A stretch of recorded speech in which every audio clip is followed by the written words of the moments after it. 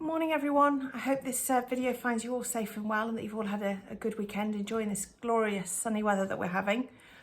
Obviously this morning quite a few changes to go through with you really. Want to cover the changes to the furloughing scheme and also the extension to the self-employed income support scheme. So I'm going to talk about the self-employed income support scheme first as it's less complicated. So the scheme has been extended for a further 3 months, so that will cover June, July and August. However, this time the grant will be for maximum of 70% of the eligible earnings rather than 80% as last time.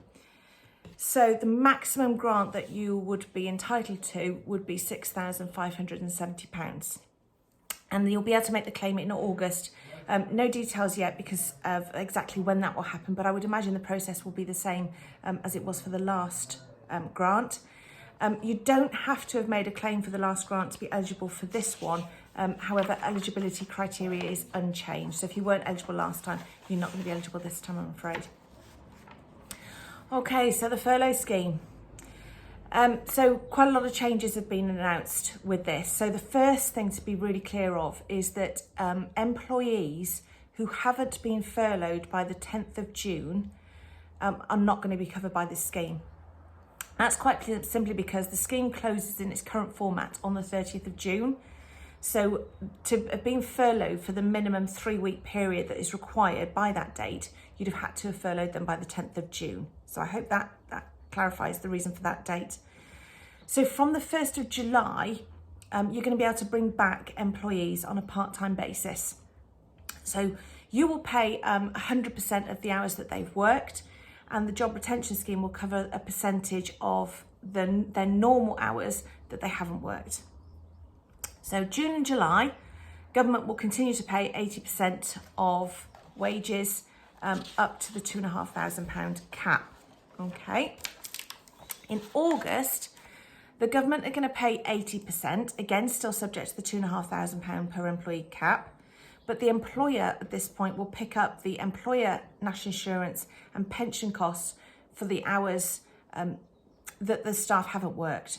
Okay, obviously as well as picking those up for the ones that they have. In September, the government will pay 70% of the hours not worked. So that's subject to a cap of £2,187.50. The employer will pick up the employer national insurance and pension costs, again for the hours not worked, and they will also pay 10% of the wages for those hours not worked. So basically the government are paying 70% and you're topping up the extra 10%. In October, the government scheme reduces to 60%. So the maximum is £1,875. And again, the employer will pay employer's national insurance on that element and the pension on that element. And this time you will top up the 20% of the hours that they haven't worked. Now, this is all subject to the wages that you're topping up are subject to a cap of £2,500 that is proportionate to the hours that they haven't worked. Okay. Obviously, as we get into this, we're going to have a lot more information. So more information is going to be released, detailed information is going to be released on the 12th of June. So once we've got that, then we can start to give you some help and guidance on exactly how this is going to work. I think we're going to need to have some very detailed information around payroll so that everybody understands who has worked what hours when they haven't worked, so that we can make sure that these claims are accurate and that they can go in as soon as possible to help you with your cash flow. So that's all the information that we have at the moment. I hope it's clear. It's not the easiest thing to perhaps get your head round. But if you have any questions at all, need any support, then you know that we're here to do just that.